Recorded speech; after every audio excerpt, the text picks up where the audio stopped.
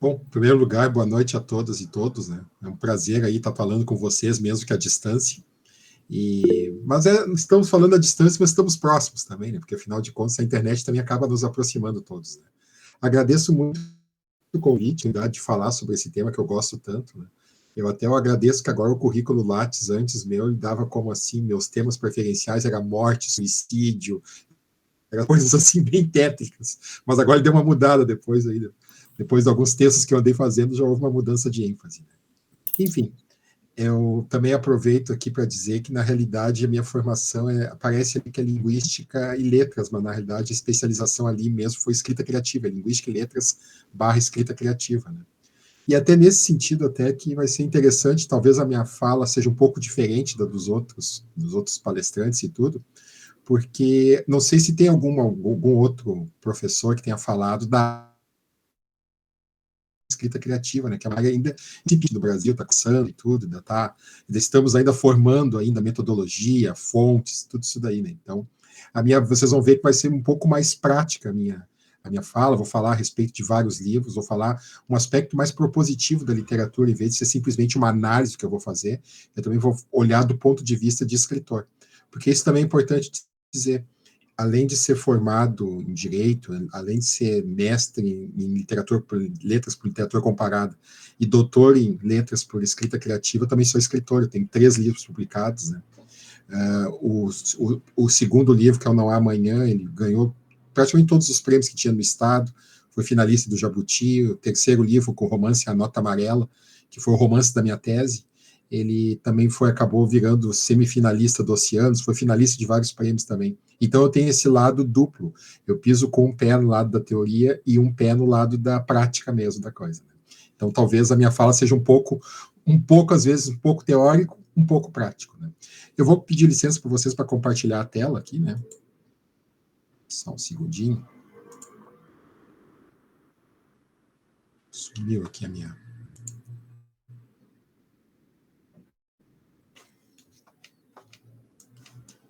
Só um segundinho.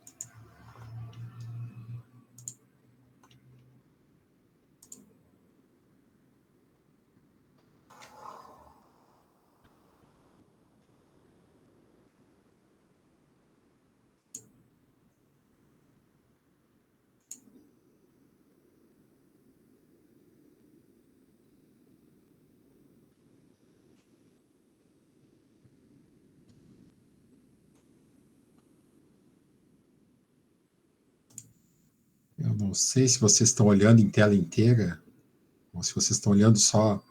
Eu passei para outra tela aqui. Dá para dizer, Judite, por favor? O professor está projetando só do lado, como se fosse um... Não, então eu que fiz alguma coisa errada aqui. Só um segundinho.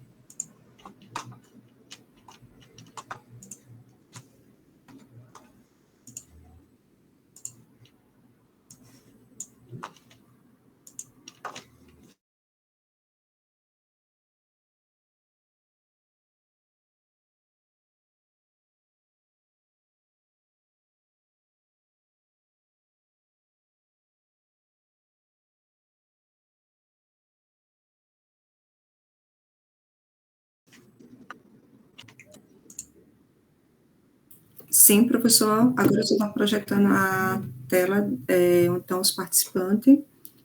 Aí... É que eu não vejo direito, então eu tô... Ah, pronto. O senhor vai lá agora lá no slide. Tá. A página do slide. A página do slide atual? Onde é que... Isso, que o senhor quer projetar. Lá no... É o PowerPoint? Isto. Pronto. O senhor já está lá? Já abriu aí no seu computador? Sim. Não está aparecendo para vocês? Não. Só um segundinho.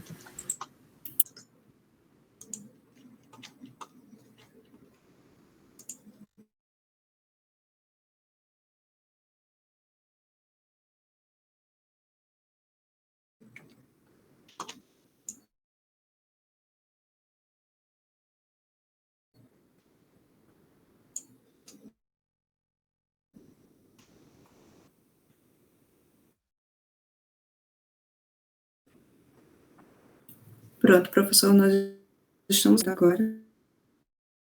Estão vendo? Sim. Tá, ok. Então, vou começar. Estão vendo que chega ou telas? Bom, enfim, a gente vai falando. Então, vamos começar, então. O título que eu escolhi, então, As Palavras que Fazem Mal aos Outros, né?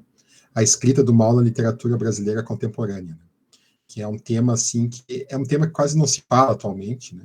Por causa do mal. Eu vou falar várias formas de mal aqui também, né? Mas, assim, principalmente essa questão que hoje o mal ele ficou um termo um pouco assim, submerso dentro da literatura, né? Então, eu vou trazer, assim, algumas aplicações e formas que as pessoas podem usar o mal, ou ler o mal também na literatura. Eu vou começar explicando um pouquinho a respeito da minha área, né? Assim, uma parte um pouquinho técnica e tudo, mas é que eu acho que é importante explicar para quem não conhece realmente nada da área de escrita criativa, né? Como eu tinha dito no início, a escrita criativa é uma área ainda incipiente. Nós ainda estamos começando ainda.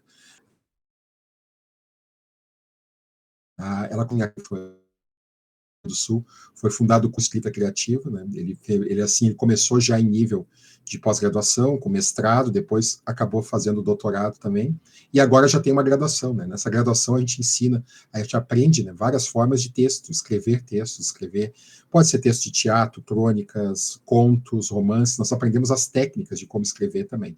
Mas também só pode ser textos não necessariamente literários, né? Pode ser uma reportagem, postagem, pode ser qualquer tipo de texto, não precisa ser necessariamente um texto literário. Então é importante dizer que a escrita criativa, no primeiro momento, ela não ensina propriamente os outros a escrever, ela ensina a aprimorar os dotes de escrita, né? Então ele é uma área que é uma área muito interessante nesse aspecto, que a gente acaba vendo o texto de uma maneira muito mais carnal do que simplesmente ler o texto e analisar o texto. Porque nós também vemos os mecanismos de estruturação, a forma com que ele é construído, personagem, narrador, foco narrativo, tempo da narrativa, espaço, cenário, cena, sumário, tudo isso aí a gente acaba analisando, principalmente com vistas a procurar uma melhor forma de comunicação. Como vocês sabem, né, nós somos aqui, possivelmente são boa parte que são da área das letras e tudo, né? Hoje nós vivemos numa época que nós escrevemos tudo, né? Nós estamos o tempo inteiro escrevendo, pode ser mensagens no WhatsApp, pode ser postagens no Instagram, pode ser postagens no Facebook, pode ser qualquer tipo de coisa, mas nós estamos sempre escrevendo. E nós não paramos para pensar que nós também estamos o tempo inteiro lendo. É inevitável, nós vemos palavras o tempo inteiro surgindo na nossa frente e nós estamos nesse processo constante, né? A escrita criativa, ela ensina maneiras, assim, de tornar o texto mais eficaz. Isso é uma ideia muito importante da gente pensar, que não é correto o texto, não é um texto, assim, não é um texto sobre qualquer padrões, assim, um texto ruim ou um texto bom. É um texto adequado ao público ou ao destino que se pretende tirar dele, né? Então, a escrita criativa faz isso daí também, ela estuda dessa forma, tanto que nós poderíamos pensar se a escrita criativa não faz um pouquinho parte da área da comunicação, é uma discussão que existe ainda. Por enquanto ela está na letras, mas ela tem uma série de aspectos comunicativos também, né? O que estuda a escrita criativa, como eu tinha dito, estuda o texto, qualquer forma de texto, pode ser inclusive textos orais, textos assim, pode ser poesia também, tem muitas pessoas que fazem estudos a respeito de poesias, os ensaios, reportagens, tudo é matéria de estudo da escrita criativa. Nesse sentido, a escrita criativa não é uma teoria da literatura, ela não está aqui analisando estruturalismo, pós-modernismo, não analisamos isso daí dentro do texto. Também não é uma questão de crítica literária, nós não vemos o valor do texto, nós não vemos a qualidade estética do texto, nem nada. E também não é crítica genética, né? A crítica genética é aquela crítica que analisa os originais do autor em busca de motivações, de elipses, de silêncios e tudo. Não, a escrita criativa, ela parte de um outro princípio, ela estuda o texto como um organismo assim vivo, né? Um texto com uma função e as estratégias usadas pelos autores para chegar na função do texto. Então, é uma coisa assim, quando a gente está estudando, a gente fica completamente excitado, porque a gente começa a ver como é que os grandes autores, por exemplo, conseguiram construir os seus textos, né? Então, a gente tem um lado, assim, que a gente analisa o original, a gente analisa diários deixados pelos escritores, a gente analisa os rascunhos também, não é assim, por que escreveu de tal jeito, não, entrevistas, também estudos muito interessantes a respeito de como é que os escritores abordam o fazer literário dentro das próprias obras, com personagem escritor, com alguém que menciona alguma coisa da construção de um texto e tudo, né? Então, tudo isso daí é matéria de estudos da escrita criativa.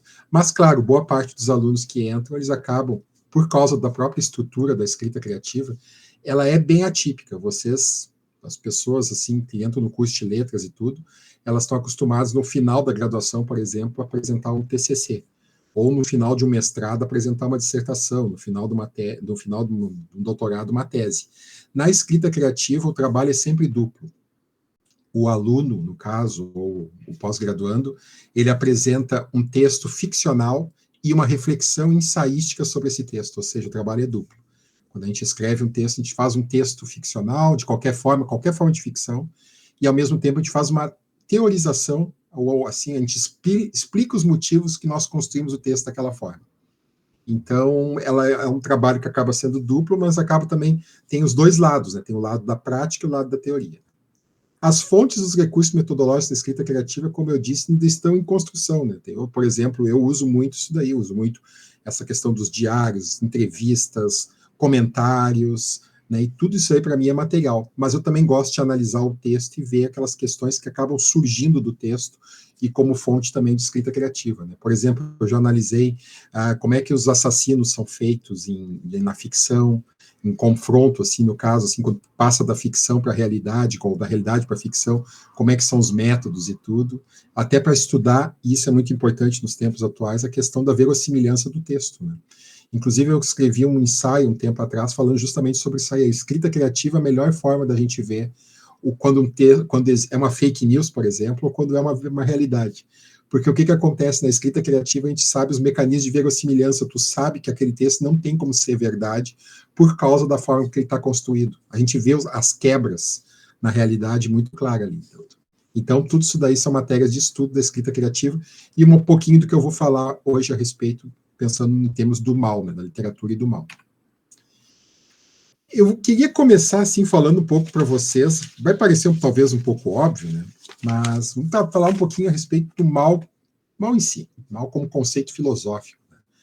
O mal, ele é, assim, algo que, por incrível que pareça, a definição do mal, ela até parece simplória, que a definição mais aceita, quase todos os filósofos já se debruçaram de algum momento sobre o mal, a natureza do mal e tudo, mas a definição mais comum é que o mal, e vocês talvez vão rir, o mal é o contrário do bem. Né? O mal é o contrário do bem, contrário da lei moral e o contrário da virtude. Tudo isso daí é o mal.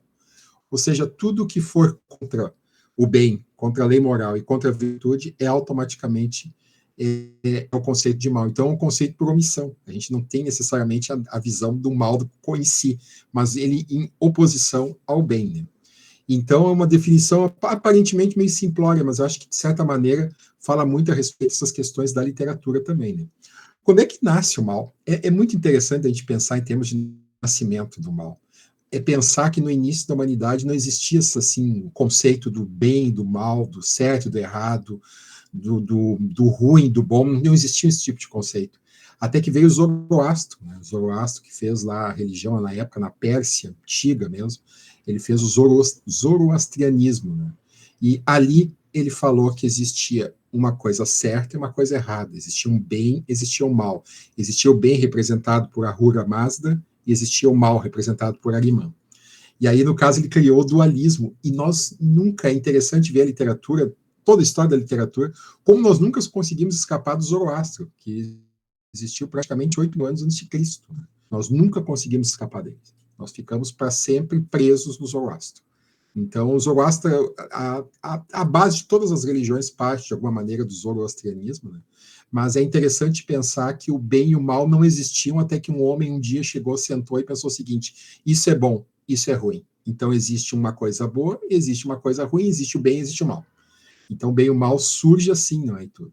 E é interessante, quando a gente vai olhar hoje, né, a gente vai criar, por exemplo, um herói, um vilão, a gente ainda tem essa ideia, esse dualismo, é um em oposição ao outro, né?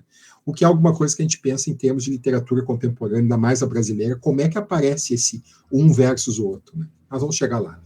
Depois do Antigo Egito, bom, todas as culturas tiveram as suas próprias formas. A Mesopotâmia tinha o Marduk e o Tarduk, né? Mas eu gosto da ideia do Antigo Egito, que eles compõem não o bem e o mal, mas eles compõem a ideia de justiça, como correto, contra o caos. Né? O mal representando tudo aquilo que é errado, tão errado que se identifica com o conceito de caos. Né? Então, mate e esfete. Né? Então, conceito de justiça versus o conceito de caos. Né?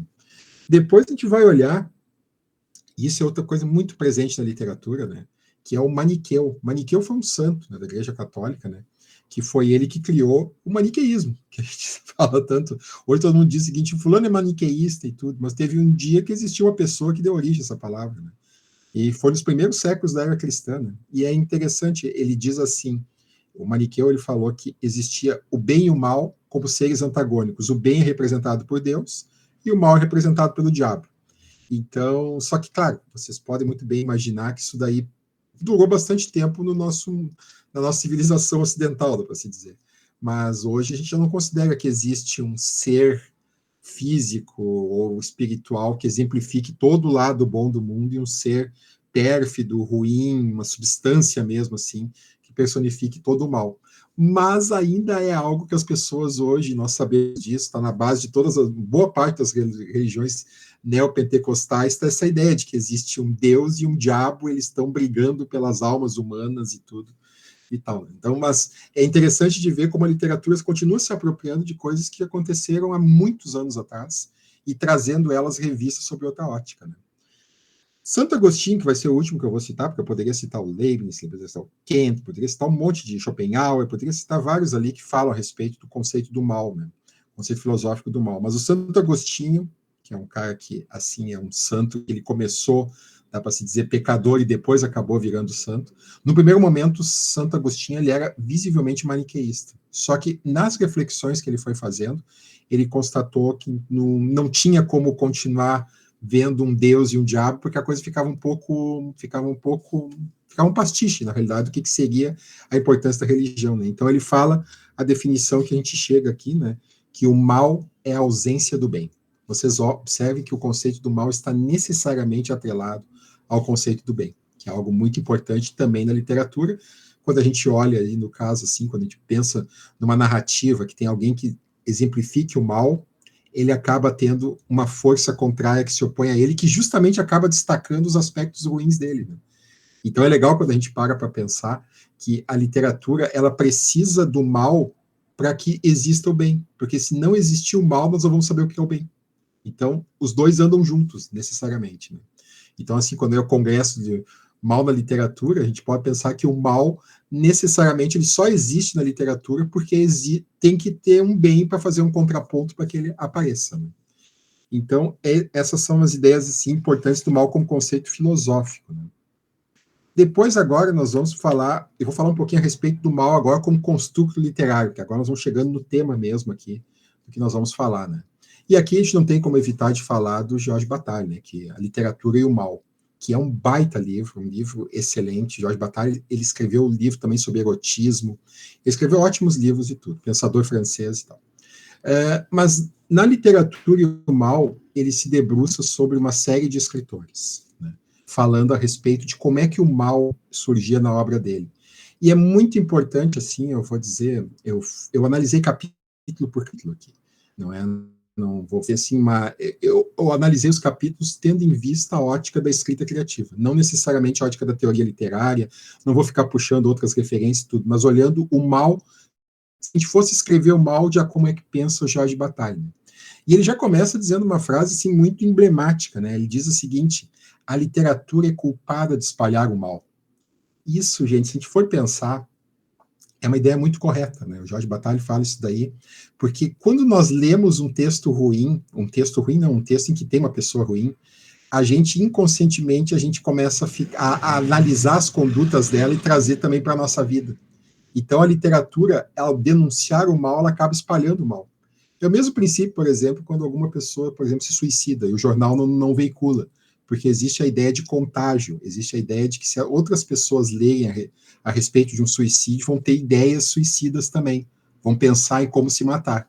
Então, a mesma ideia o Jorge Bataille fala, ele diz o seguinte: se existe o mal no mundo é porque a literatura pegou e saiu espalhando ele ao tentar abordar ele na obra. Então, as pessoas começaram a ter ideias criativas de como ser ruins graças à literatura, segundo o Bataille. Então, é uma ideia muito interessante quando a gente para pensar, né? Que realmente, normalmente, quando nós lemos um texto, a gente vê que existe por exemplo, existe um personagem ali que faz uma série de maldades, aquilo ali a gente acaba ficando na cabeça e talvez inconscientemente a gente acabe reprisando, né? Vamos pensar Crime e Castigo, Dostoiévski, não é? O Raskolnikov. Quando ele mata a agiota, depois a gente vai ver aqui uma pessoa que matou alguma pessoa para quem estava devendo dinheiro, a gente pensa o seguinte, olha aí, ó, o Raskolnikov já tinha falado a respeito disso daí. Então a literatura tem esse poder também, tem a culpa por espalhar o mal nas suas várias formas, né? E segundo Bataille, eu acho que essa daí é uma ideia essencial da obra dele, né? O mal que ele fala, existem dois tipos de mal. Tem o mal com M maiúsculo e o mal com M minúsculo. O mal com M maiúsculo se liga à morte e o mal com M minúsculo se liga ao egoísmo. Então, assim, nós temos que separar duas coisas. Primeiro, as pessoas que fazem atos ruins, e outra coisa, a pessoa que, o personagem que pensa algo ruim. São duas coisas diferentes. Né? Então, o mal está ligado à morte, ele está ligado à pulsão de morte, que depois o Freud iria falar também. Acho que ele falou na mesma época, mais ou menos. Que é, o mal está ligado a isso daí, o mal está ligado, tudo leva à morte. E eu não estou dizendo morte física, eu estou dizendo morte de um sentimento, morte de um ideal, morte de um sonho, morte de um desespero, morte de uma angústia. O mal, necessariamente, ele está ligado à morte. E o mal com M minúsculo está ligado ao egoísmo do ser humano. O ser humano que faz uma maldade, chuta um cachorro, sei lá, derruba um vaso de propósito que outra pessoa goste, tudo. Isso aí são os pequenos gestos de mal, que é diferente do mal maior, que esse que aspira à morte. Né? E, para o Bataille também, o mal está vinculado à noção de erotismo. É uma noção que está o tempo inteiro presente na obra dele, está vinculado ao erotismo, porque quando nós fazemos o mal, é uma coisa humana, nós nos sentimos bem, nós nos sentimos excitados, nós nos sentimos com a mesma sensação, quase a mesma sensação que a gente tem num gozo, por exemplo, sexual. Então é uma coisa que ele fala isso aí muito, ele liga ao erotismo também, o mal, né?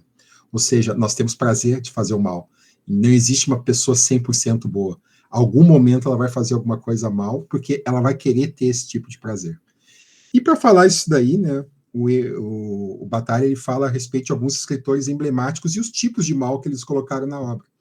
E dá para ver muita coisa assim que ele fala, a gente pode aplicar também, dá para trazer também para a literatura atual. Né?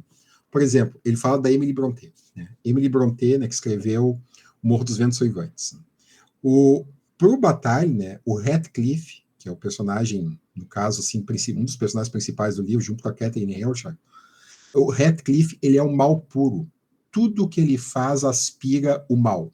Ele quer porque quer o mal. Ele deseja o mal. Ele quer o mal dos personagens. Ele quer tudo mal. Em compensação, a Catherine, ela é o lado da moral. Então, ele faz... Os dois entram em confronto. O flerte dos dois, o amor dos dois, né, faz com que o mal acabe devorando, engolindo o bem.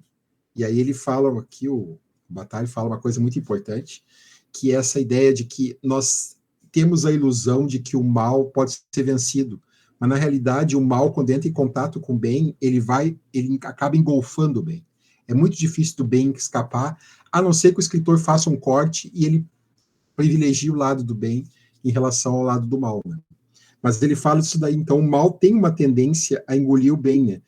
O mal, segundo o Bataille, na Emily Brontë, né, o mal ele é algo irremediável, ele é algo que nós não temos como fugir à ordem natural das coisas. Ele vai vir, ele vai engolfar o bem e ele vai destruir o bem inteiro. Ele é uma onda, ele é um tsunami que passa por cima da pessoa e leva. A pessoa tem a ilusão de que está ganhando, mas o mal, tu não vai ter como transformar o mal puro no bem. Então a gente pode pensar também, né, trazendo para o contemporâneo, né, que o mal puro, a gente quase não vê hoje nas obras as pessoas escrevendo o mal puro, assim, a gente vê personagens e tudo, ou situações que remetem a algo ruim, mas não a pureza do mal, porque hoje nós já consideramos que não existe esse mal completo e absoluto, mesmo dentro do mal existem alguns aspectos de bem. Mas vamos chegar lá, né, tudo. Depois ele fala do Baudelaire, né? Baudelaire escreveu As Flores do Mal, né? Eu não sei quem leu As Flores do Mal, mas sabe que é uma série de poemas assim bem pesados, muito pesados. São muito bons os poemas também, mas eles são extremamente pesados. E aqui o Bataille ele fala de uma outra coisa: o mal ele também contamina o escritor. Chegar perto do mal faz com que o mal também se transfira para a pessoa. A pessoa, para conseguir construir ela, precisa entrar dentro dela, precisa entrar dentro do mal. Para ser capaz de entrar no mal, então, é necessário se entregar à culpa e aceitá-la. Né? Então, ele começa citando um texto do Sartre, em que ele fala que o Baudelaire, espontaneamente o Sartre fala, se condenou ao mal para ser capaz de mostrá-lo. Ou seja, para descrever essa água, ele teve que entrar dentro do rio, não só ficar olhando de fora. Ele teve que entrar para conseguir trazer o mal puro mesmo, para a gente ver como é que ele funcionava. Né? Então, segundo ainda o Bataille, né, o Baudelaire ele se entrega à culpa, né? E ele se declara culpado, no caso, para ser capaz de entrar no mal sem pruridos. Ele faz uma análise assim da vida do Baudelaire e diz o seguinte: o Baudelaire foi um cara que ele queria escrever sobre o mal, mas para escrever sobre o mal ele precisava fazer aquilo, ele precisava sentir aquilo, ele precisava ser aquilo. E aí ele acabou entrando de cabeça nisso aí para conseguir fazer. E tem uma frase que ele fala aqui, né? Ele fala, falando a respeito do Baudelaire, né? O Bataille fala: acredito que o homem, Baudelaire, necessariamente se insurgiu contra si mesmo, e ele não pôde se reconhecer, não pôde se amar completamente, pois esse era o objeto de sua condenação. Então a poesia, para ele, a poesia do Baudelaire, ela tenta entender o mal. Só que o problema é que o mal não existe uma compreensão lógica a respeito do mal. Como eu falei, não existe nenhum conceito do mal. A gente só sabe que é o contrário do bem, né? Então o mal ele não é entendível, ele simplesmente é. As coisas já existem. O mal simplesmente ele existe por si só. Ele não é uma coisa assim para a gente pode explicar, ó, mal é ruim fazer isso aqui. Por exemplo, quando um pai vai dar uma reprimenda num filho, ó, tu não pode bater no teu coleguinha, olha só como os outros ali, ó. Aquele ali se comporta bem, porque a gente olha para o lado do bem para deplorar o lado do mal. Né? Então ele falando aqui, o Bataille fala que por Baudelaire ele tentou entender o mal, mas o problema é que o mal não existe para ser entendível, ele simplesmente existe para ser exercitado, no caso. Né? E ele fala, né, que é uma frase que bem emblemática, assim, né, que aceitar o mal é ser possuído por ele, né, ser completamente tomado por ele, e isso daí acaba se espalhando para a vida. E é muito interessante aí. Eu não gosto desse tipo de abordagem da crítica literária, que é uma abordagem que analisa psicanaliticamente os escritores por meio das obras deles. Sabe? Eu acho meio complicado isso daí de fazer. O Freud já fez isso aí, por exemplo, com o parricídio em Dostoiévski, dizendo que o Dostoiévski queria matar o pai dele, mas é uma interpretação que ele não está falando com o Dostoiévski, né? Ele está interpretando as obras, e a obra existe um eu lírico, vou botar entre aspas aqui, né? Que está falando, é o responsável por aquela obra, né? Então tem esse detalhe também, né? Mas o Baudelaire, ele era, no final das contas, ele era, segundo o Bataille, ele era um preguiçoso. Ele disse com essas palavras aí. O Baudelaire não gostava de trabalhar, ele gostava de ficar em casa. Os cadernos de anotações do Baudelaire são cheios de projetos que ele não terminou, são cheios de ideias, são cheios de autoestímulos diários dele, assim, dizendo, hoje vai ser um dia bom, hoje eu vou fazer acontecer, e na realidade não fazia e não acontecia, porque ele estava preso numa inércia total. Ele era o legítimo cara que fazia promessas e planos e não cumpria nem as promessas nem os planos, né? Então o Baudelaire estava sempre cheio de projetos, mas não realizava ele pelos mais diferentes motivos, né? E esse que aí que o Bataille fala é o risco de andar tão perto do mal. O mal ele é como um buraco negro, ele chupa para dentro o escritor e o escritor não consegue mais se mexer também. Então, isso é uma coisa que a gente vai depois, eu vou comentar um pouquinho aqui.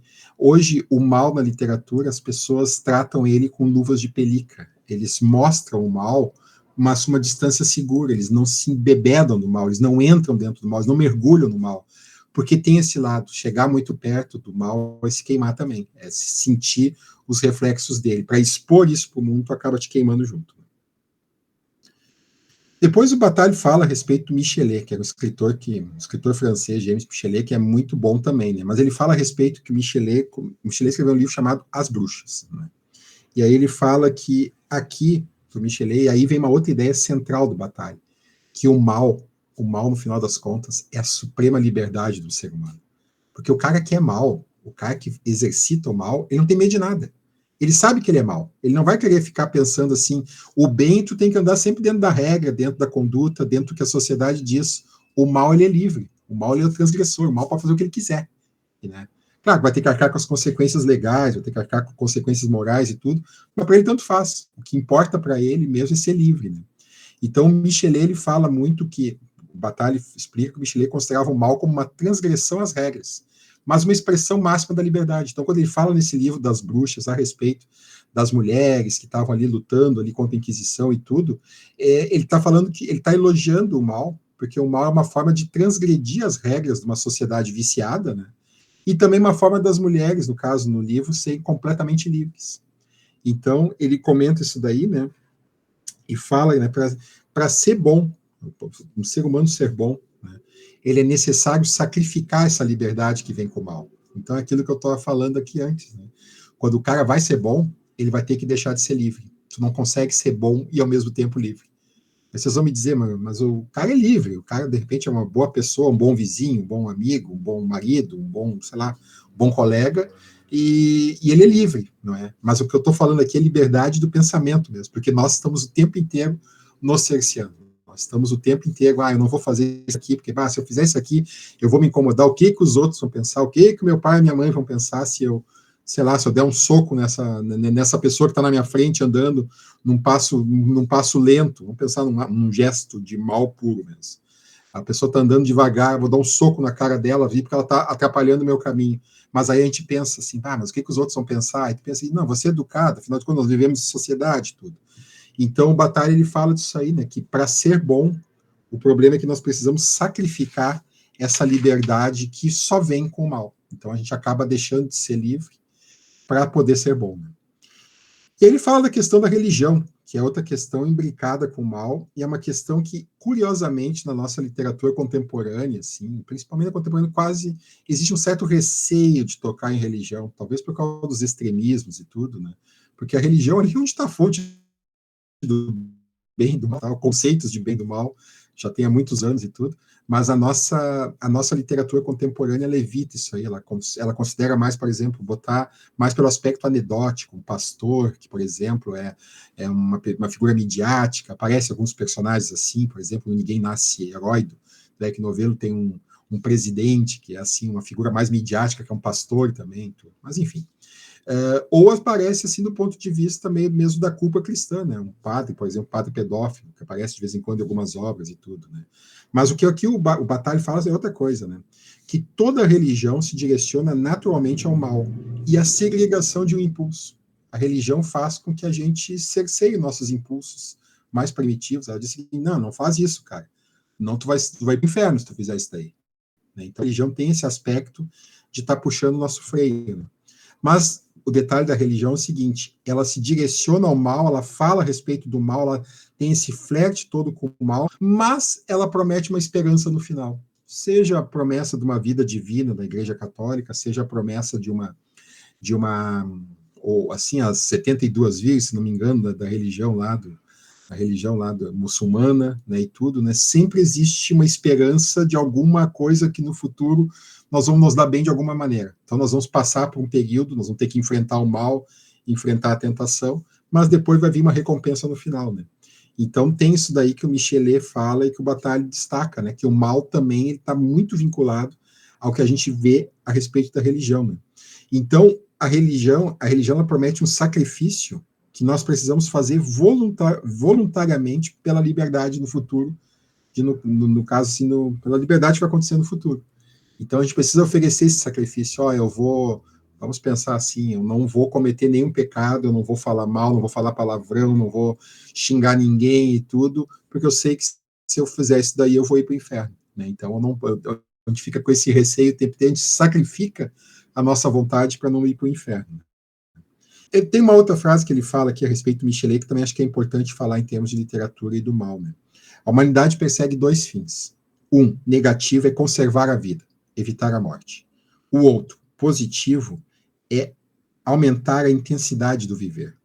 Esses dois fins não são contraditórios. Então, nós temos dois objetivos na vida. Né? Em primeiro lugar, é evitar que a gente morra. Né? A gente se cuida bastante para não morrer, não entrar em alguma enrascada, né? Mas, ao mesmo tempo, a gente quer viver a intensidade até o último segundo. A gente quer, sei lá, pular de avião, a gente quer correr risco, a gente quer passar numa região perigosa da cidade, a gente quer entrar numa carona que a gente não sabe se bebeu bem, a gente quer aumentar ao máximo a intensidade, chegar o mais próximo da morte.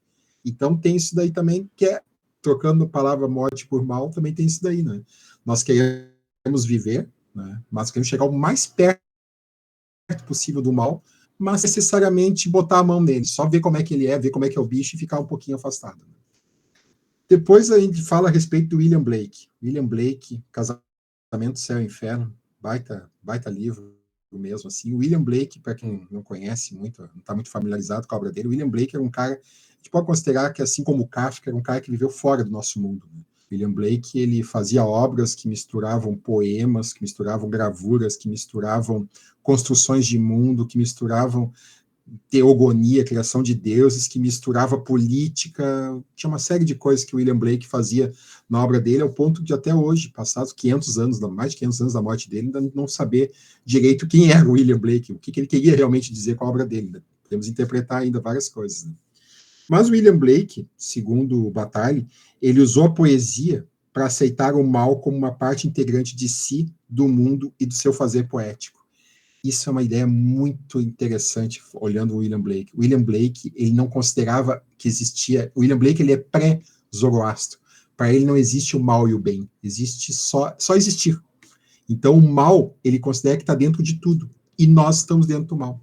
Ou seja, a gente não está fazendo nada errado, a gente não está fazendo nada malvado, nada ruim, porque a gente está imerso no mal a tal ponto que nós só estabelecemos critérios de que isso aqui é muito mal, isso aqui é pouco mal, nós estamos dentro do mal. Então ele fala isso daí, né? O mal para o William Blake não se opõe ao bem, ele simplesmente nós vivemos imersos nele, assim, e algumas coisinhas boas que acontecem na nossa vida nós chamamos de bem, o resto tudo é mal mesmo. Né? Então o Blake fez um acordo com a própria morte e com o próprio dilaceramento, né? Então a obra dele, imagem, delírio, sonho, realidade, o William Blake está o tempo inteiro, a obra dele a gente não sabe direito se ele estava tudo delirando, se era efeito de droga, se era efeito de algum problema mental, ou se ele estava simplesmente vendo uma verdade que nós ainda não temos capacidade de acessar. Né?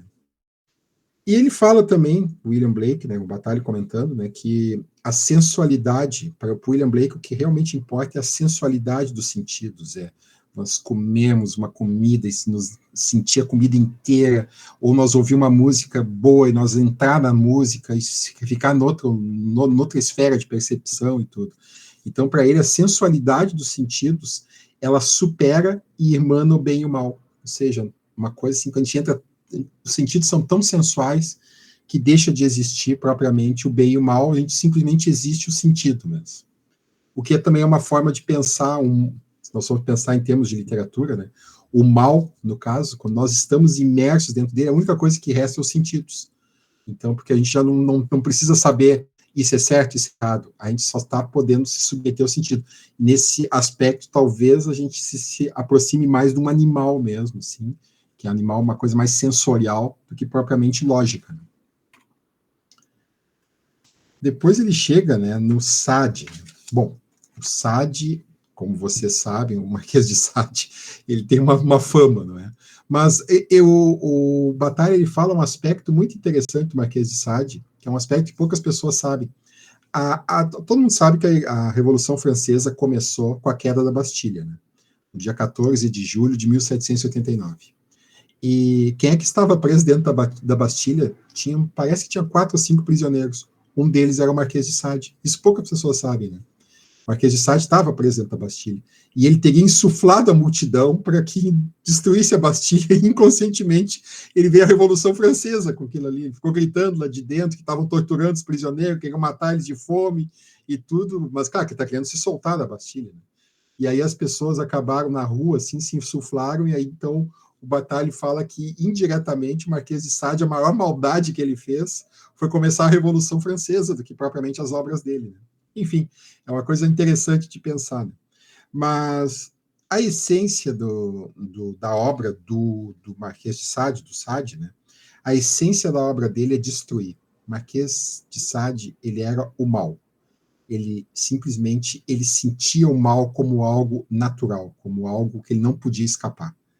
Então, a essência da obra dele é destruir, não só objetos, vítimas, cenários, mas a ideia dele também é destruir a si mesmo e a própria obra dele. Né? Então, para o Marquês de Sade, né, o sentido de uma obra profunda está no desejo do autor de desaparecer, de se anular sem deixar traço humano. Ou seja, a obra fica tão forte que ela vira realidade, ao ponto de se destacar, deixar de existir autor, deixar de existir tudo, e simplesmente vira parte da realidade. Então, talvez, aí o Bataille vai um pouco mais longe, ele fala que talvez nós estejamos vivendo ainda no mundo que o Marquês de Sade sonhou para nós, um mundo imerso no mal, imerso em coisa errada e tudo, porque a obra dele se soltou no mundo. Então, hoje a gente vê perversões, maldades, crueldades e tudo, contra vários grupos sociais, porque o Marquês de Sade, esse era o sonho dele, de destruir a humanidade. Né? Destruir é uma palavra talvez meio forte, mas o que ele quer dizer é mudar a humanidade. O Marquês de Sade tem esse detalhe também, né?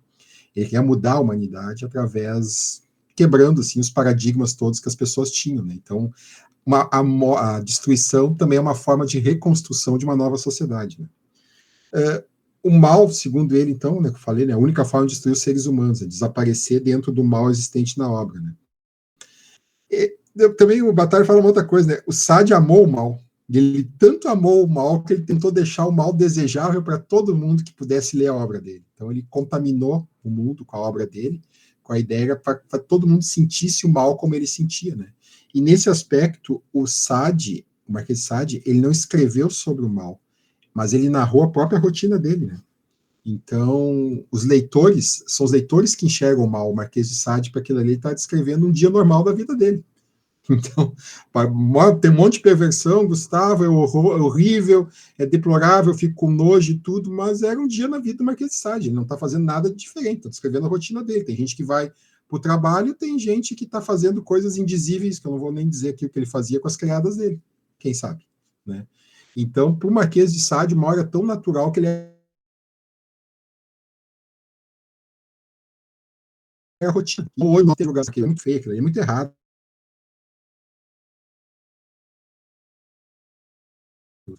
Isso que o Marquês de Sade, o que ele buscava era o arrebatamento, fazer com que nós nos soltássemos das nossas amarras firmes, das nossos pruridos de virtude, da nossa moral e tudo, e simplesmente deixasse seguir o nosso instinto, deixasse ele fluir e tudo. E aí vem uma ideia interessante que ele fala, né? O excesso do arrebatamento, né? O excesso de qualquer coisa também, né?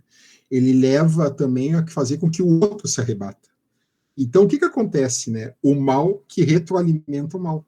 Né? Ou seja, quando tu começa a fazer coisas ruins, os outros começam a responder coisas ruins e tu tenta fazer mais coisa ruim, o outro faz mais coisa ruim, e isso tudo, o excesso de algo faz com que o outra pessoa tente equiparar aquele algo. Né?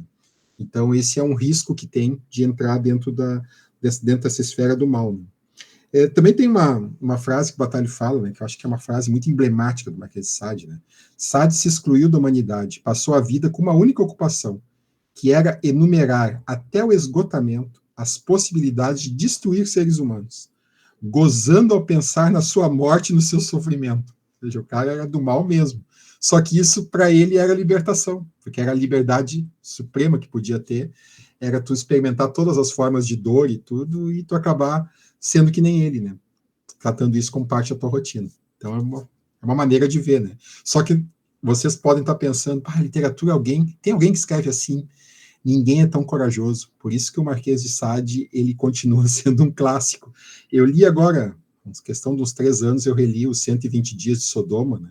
E o Justine, né? E eu vou dizer uma coisa, são livros que a gente fica com nojo, a gente fica com asco, e ao mesmo tempo a gente não consegue parar de ler. E é uma coisa assim, eu me lembro assim, a minha reação nas frases é, cada página que eu lia, eu pensava assim, não tem como ficar pior. Eu virava a página, ficava pior. Aí eu pensava, não tem como ficar pior. Virava a página, ficava pior. Assim, é uma coisa que só ia num crescendo de pior, assim. Mas extremamente bem narrado, extremamente sensorial e estranhamente fascinante. Eu não sei o que isso diz a meu respeito, mas eu acho que todos os leitores, e isso explica a permanência do Marquês de Sade, tem esse fascínio também por ele. Depois o Bataille fala a respeito do Proust, né? Proust também, como é que ele trata o mal. O Proust, como vocês podem imaginar, um cara todo retinho, passou a vida dele praticamente dentro de um quarto em Paris, é um cara muito educado, muito correto e tudo, e ele via o mal como uma transgressão da lei moral. Só isso aí. Não é? O mal, no caso, nós veneramos a lei que nós violamos. Então, para ele, esse era o princípio do mal, né? E tem um componente erótico, que ele até comenta isso aí, o Proust, né, comenta isso aí, né, que nós somos apaixonados pela lei que nós vamos violar. Ele fala isso aí, que é uma ideia interessante. Então, para ele, nós só podemos saber o que é bem se entrarmos com sede no mal. E essa expressão, com sede, não é se entrar assim, entrar com passos leves. Não, tu tem que entrar com fundo dentro do mal. Aí nós vamos saber o que é o bem.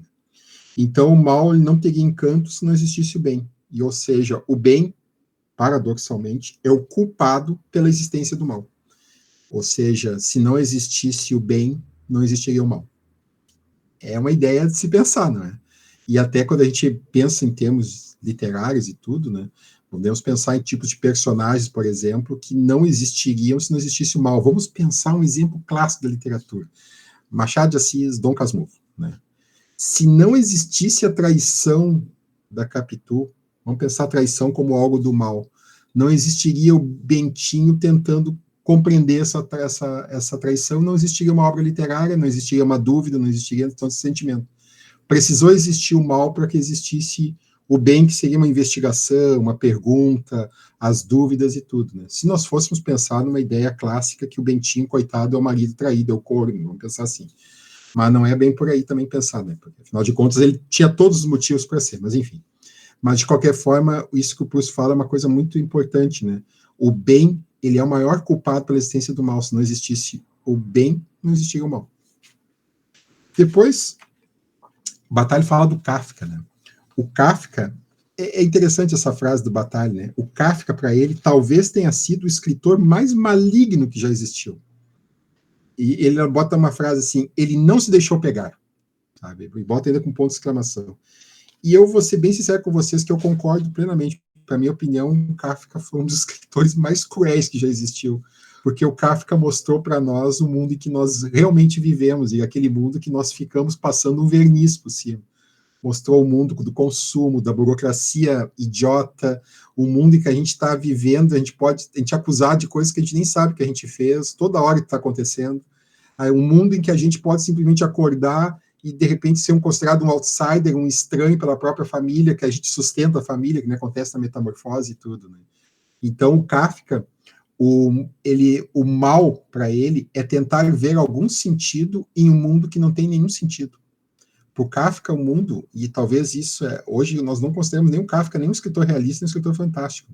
O Kafka, vocês devem saber, é um escritor hiperrealista, ou seja, ele viu a realidade real mesmo. Nós temos essa ideia de que tudo vai funcionar se a gente preencher todas as requisições das repartições públicas, tudo funciona perfeitamente, o governo nunca falha. Não, o governo não comete erros nem nada, a gente tem essas ilusões.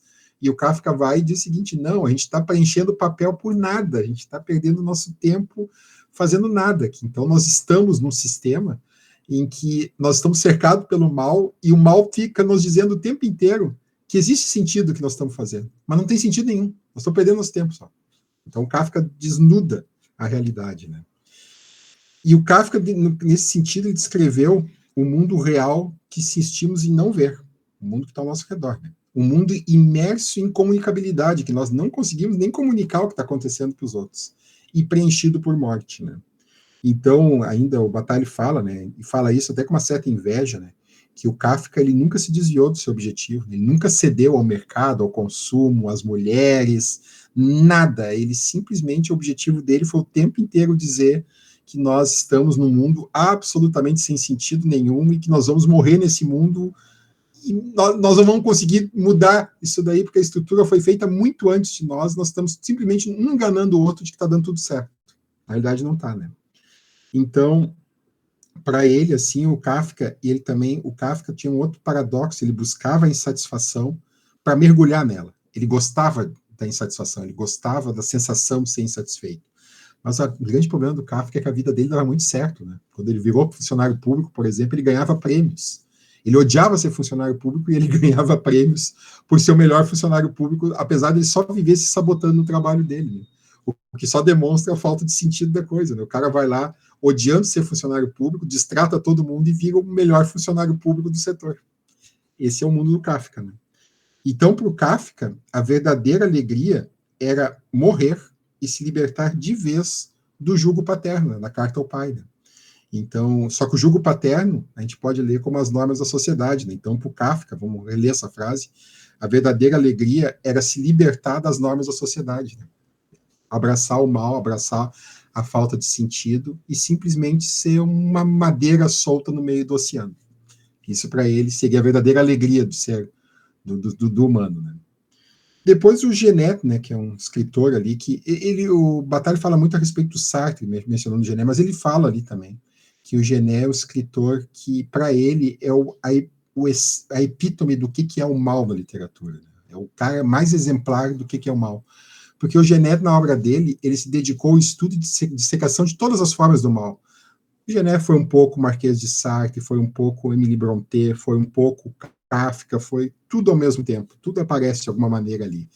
E a ideia dele, ao dissecar e ao estudar todas as formas do mal, era dizer que ia dar tudo, o mundo ia ser daquela forma assim, descrever tudo, daqui a pouquinho tu vai chegar no bem, né? O problema é que entrar no mal, e aí que está uma outra questão, entrar no mal dá força e dá a sensação de ser intocável, invencível. Porque a pessoa que faz o mal, ela se acha além das outras pessoas, ela se acha melhor que as outras porque ela se acha livre. Então, o mal tem esse aspecto sedutor, por isso que tantas pessoas falam, eu sou apaixonado pelo vilão, o vilão do filme de vez em quando é melhor do que o mocinho e tudo. Né? Tem um caso até na literatura que é bem emblemático, né, que existe o escritor, o Henryk Sienkiewicz, ele foi um escritor polonês, autor do Covardes e tudo, né, ele escreveu um livro chamado Trilogia Polonesa. A trilogia polonesa são 3 partes, a primeira é a Ferro e Fogo, a segunda é o Dilúvio, e a terceira é o Pequeno Cavaleiro. Né? No A Ferro e Fogo, o Sienkiewicz, ele criou um personagem, um vilão, ele criou um vilão que era um cossaco, né? Que estava lutando contra os poloneses na época. E esse cossaco, ele era tão apaixonante que as mulheres na Polônia se apaixonaram pelo vilão do livro, começaram a torcer para que o vilão ganhasse. Então tem esse detalhe também, né? Ao ponto do Sienkiewicz receber cartas, naquela época a obra saía por folhetim, né? Receber cartas das mulheres se oferecendo para o vilão da história, porque o vilão era um homem charmoso, era um homem cruel, né? E isso também tem um aspecto importante da construção do personagem, na questão da literatura e do mal, que para a pessoa ser cruel, para o personagem ser mal, ele precisa ter alguns momentos bons. Então, vou dar só um exemplo. O Kimitz, não, o nome do personagem era Borro, né? O Borro, que era esse vilão, o Borro, ele pega e ele rapta a mocinha do livro. E ele leva para uma casa abandonada, numa montanha na Polônia. Você só imagina a cena. Nós ficamos pensando, com a nossa mentalidade moderna, que ele vai violentar ela a qualquer momento. Afinal, ele é o vilão, né? Mas ele chega lá, a primeira coisa, a moça está toda apavorada, pensando, vai acontecer alguma coisa ruim, né? E ele diz o seguinte, não, eu quero te conquistar, eu não quero te forçar. E ele é um cara ruim mesmo. Ele diz, não quero te forçar, eu quero te conquistar. E aí o que acontece é que nós vemos um mocinho correndo, atravessando a Polônia inteira, enquanto isso a mocinha está paulatinamente sendo conquistada pelo vilão. Ou seja, a gente nota que o vilão, para existir, ele tem que ter um lado de fidalguia e um lado de bem também. Né? Enfim, são coisas interessantes para se pensar quando a gente vai construir uma narrativa que tem o mal na literatura. Né? E aí tem um paradoxo que ele fala do Jean Genet também, né, que é um paradoxo que a gente pode aplicar também para qualquer outra coisa. Né? Se alguém faz o mal por gostar e por ter prazer, não está fazendo bem para si mesmo. Em última análise, está fazendo bem, né? Afinal de contas, tu faz o mal por gostar, tu está te fazendo bem por estar fazendo mal, né? Então, para ele, né, o mal que nós pensamos existir, a pessoa pensar o seguinte, pensar não, a gente não pensa racionalmente, né?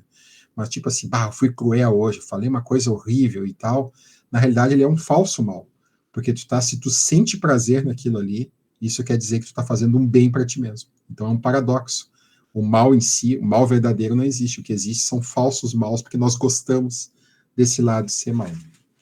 Enfim, essa parte que eu ia falar um pouquinho mais a respeito aí a respeito do Bataille. Esse livro é essencial, eu olhei ele mais pelo aspecto, claro, da crítica da escrita criativa, né, do que o aspecto assim mais que ele fala uma série de outros assuntos, questão do erotismo, a questão da morte na literatura, né, eu falei em passagem só da pulsão de morte do Freud, né, que ele diz que todos nós temos uma pulsão de morte que nos impele, né, e tudo, né, o Thanatos, né, a luta do Thanatos com Eros e tudo, então todas essas ideias aí o Bataille também acaba falando. Né. Mas, já pensando já no tema, já chegando perto da parte final, né, existem 3 eixos, assim, pelo menos olhando aqui, 3 eixos possíveis da escrita do mal na literatura brasileira contemporânea. Né. A gente pode pensar em 3 formas diferentes que o mal aparece. Primeiro, o mal mítico, né, vou aqui abordar cada um deles, né, depois o mal fantástico, né, e, por fim, o mal humano, né? Então, vamos lá. Primeiro, o mal mítico, né? O mal mítico, eu considerei esse nome porque, na realidade, não existe uma classificação exata, mas o mal mítico está ligado às representações clássicas do mal na literatura. Antes de continuar, fazer assim um pequeno parênteses para contar como é que eu observei essas existências desses tipos de mal. Sabe? Eu costumo dar muita também palestra para crianças, para jovens e tudo. E eu observei uma coisa, assim, eu estou aqui no Rio Grande do Sul, né, e tudo. Quanto mais eu me afasto do centro urbano, mais o mal que aparece. Eu dou palestra de terror, literatura de terror para as crianças. E eu sempre começo as palestras perguntando o que elas têm medo, né? Ou se elas conhecem uma história de terror e tudo. E, bom, o Ítalo Calvino já dizia isso aí, né? Quando vocês querem descobrir a verdade, perguntem ou para criança bem nova ou para um velho bem velho, porque os dois não têm motivo nenhum para esconder a verdade, né? Enfim. Mas eu observei que quanto mais longe eu estava dos centros urbanos, mais aparecia, por exemplo, lobisomens, mula sem cabeça, saci, né, o capora, né, que aqui acho que tem também o nome curupira também, apareciam esses tipos de mitos, né. À medida que ia chegando perto dos centros urbanos, os medos, as histórias de terror das crianças iam ficando psicopatas, né, ficando assim, tipo, pessoas violentas, Jason, o cara da serra elétrica, e os medos iam ficando paulatinamente mais humanos, né? E até o dia em que eu estava aqui em Porto Alegre, uma criança pegou e respondeu: eu tenho medo que o meu pai não volte para casa essa noite. E eu não estou nem falando do aspecto de morrer, falando no aspecto, assim, às vezes até de abandonar a família e tudo, né? Ali eu notei o seguinte: nossa, esse é a essência do medo. Acho que todo medo de criança, acho que é um dos maiores medos que tem, é de não voltar, né? Então, vocês estão vendo, lá longe começa o pessoal falando lobisomem, as coisas bem míticas mesmo, assim, coisas tradicionais, e à medida que vai chegando no centro urbano, vai ficando mais palpável o medo, e até chegar assim no medo dentro de casa mesmo. Será que meu pai volta essa noite? Será que meu pai vai para o trabalho e vai voltar? Enfim. Então eu observei isso daí, né? E eu acabei pensando nessas três divisões do mal, né? Primeiro, no caso, o mal mítico ligado às representações clássicas. Eu citei aqui citei criaturas, lobisomem, vampiro. Isso aí também tem muita influência também do cinema, né? Do que estão vendo e tudo, né? Do que as pessoas estão vendo também, né? Mas essas representações clássicas, elas nunca morrem, né? Então nós ainda temos uma tendência de for olhar hoje, quando a gente olha a literatura contemporânea, de observar essas representações clássicas, elas estão sempre sendo revistas sob outras formas, né? E isso vai também para o lado, que também é uma coisa muito bonita da gente ver, que são os contadores de histórias, né? A literatura não é só formada por livros, né? Homero era um contador de histórias, Virgílio ainda tinha livro, mas Virgílio também sabia contar histórias e tudo, né? E os contadores de histórias, eles andam também pelo Brasil profundo e vão trazendo. O Brasil profundo, que eu digo, é o Brasil fora dos centros. A gente entra naquele mesmo, assim, a gente entra para dentro do Brasil, né? E eles vão trazendo essas histórias, e normalmente são histórias que têm representações míticas do mal. O mal, assim, como uma estrutura, como um ser, assim como eu falei no início, né? Existe um diabo, entre aspas. O mal, no caso, seria esse ser, assim, que tu pode cristalizar numa figura só, né? Então tem esse lado também, né? Depois, assim, o mal mítico, ele tem uma fonte de origem muito forte, que é os contos de fadas, né? Todos nós, em algum momento da vida, lemos algum conto de fadas, ou pelo menos tivemos conhecimento de algum conto de fadas, Chapeuzinho Vermelho, Caixinhos Dourados, o Pequeno Polegar, tem vários contos de fadas e tudo, né? Os contos de fadas, como vocês sabem, os contos de fadas, eles nasceram como histórias educativas para as crianças, né? As mães ensinavam os filhos pelo medo, pelo terror mesmo. Olha aí, ó. Vocês não vão crescer que nem a Chapeuzinho Vermelho de ficar andando pelos bosques sozinha, né? Senão vai vir um lobo e vai comer vocês. E vai comer a avó de vocês também. Sabe? Esse tipo de coisa, né? Vocês não vão crescer que nem a Caixinhos Dourados e entrar nas casas dos outros sem pedir licença, né? Daqui a pouquinho vai ter uma família de ursos que vai vir e vai querer devorar vocês. Então, as mães educavam pelo medo, principalmente. Né? E os contos de fadas, isso daí a gente vê na literatura contemporânea, eles aparecem também como uma espécie de mal mítico, releituras modernas. Né? As pessoas hoje já estão acrescentando camadas nos contos de fadas. Né? Por exemplo, a Marina Colasanti, que eu coloquei aqui, que é uma escritora que eu gosto muito, né?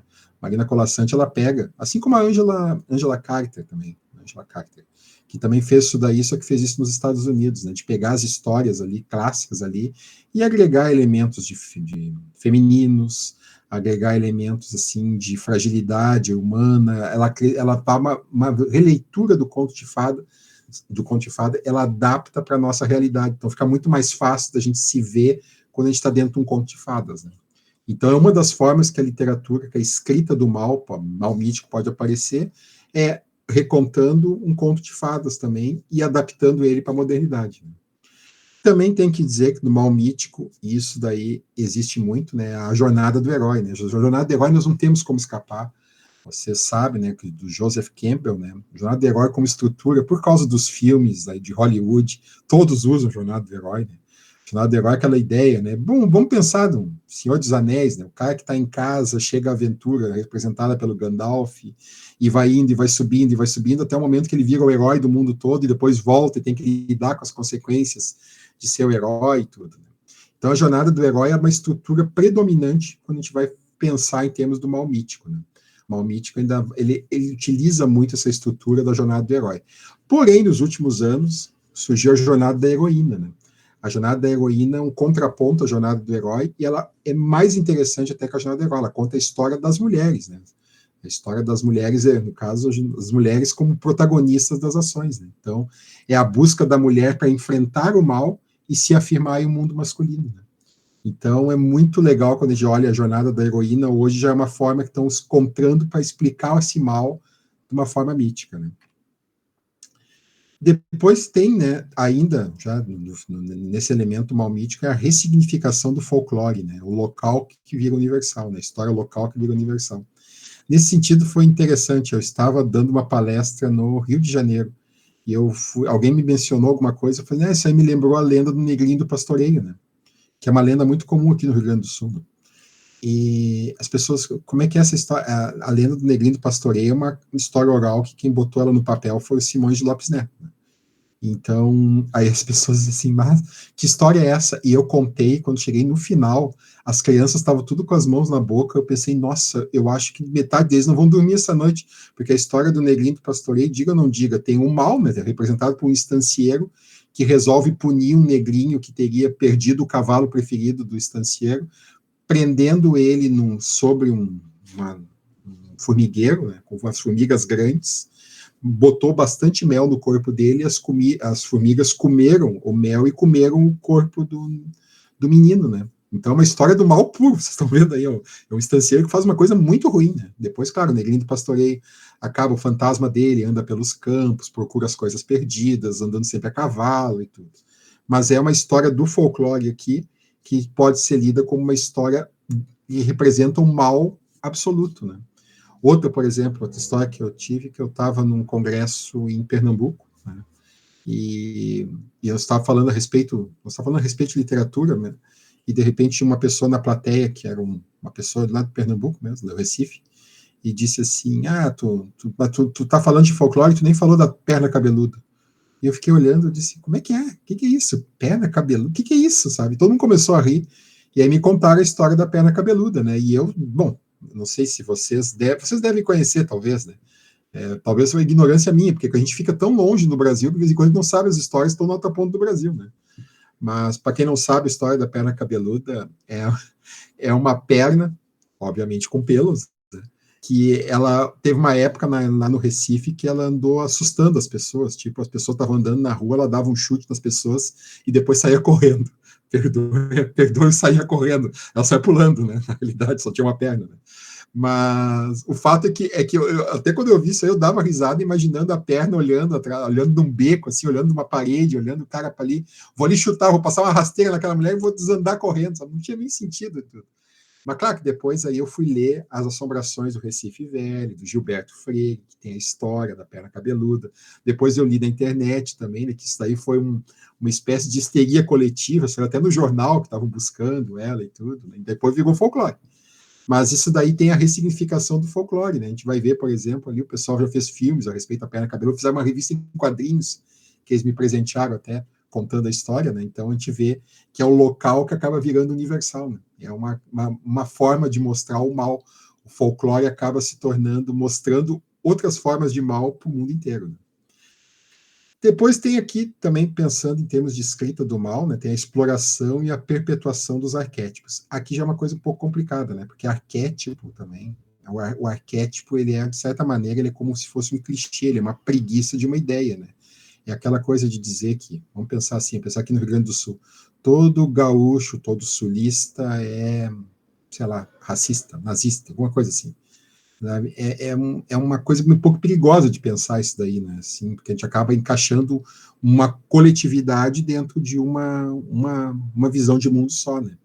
Mas, então, assim, o mal mítico, ele explora os arquétipos, sim, só que ele acaba perpetuando ao explorar, né? Então, vamos pensar lobisomens, por exemplo. O que é o lobisomem? Qual é o arquétipo do lobisomem? O arquétipo do lobisomem é o primitivismo. Todo ser humano tem um animal dentro de si que pode vir à tona. Claro que aí vamos tirar o aspecto do mito na sexta-feira e tudo, né?